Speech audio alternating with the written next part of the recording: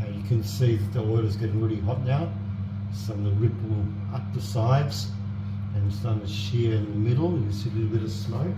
You can smell it as well. So I'm going to add the paprika. Another minute gone by, oil goes everywhere, it's still really hot. Tossing around a bit so that they get cooked on. Chopping hot chilies. Okay, we're going a few minutes now. It's starting to burn.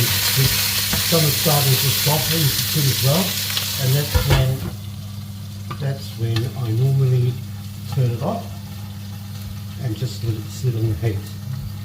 Just let it sit there, so I'm going to turn it off. We'll come back. Okay, it's sort of cooling off now, but you can see what I've created here.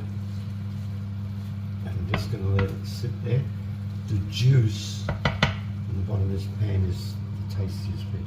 I don't need to cook it anymore. Bon appetit.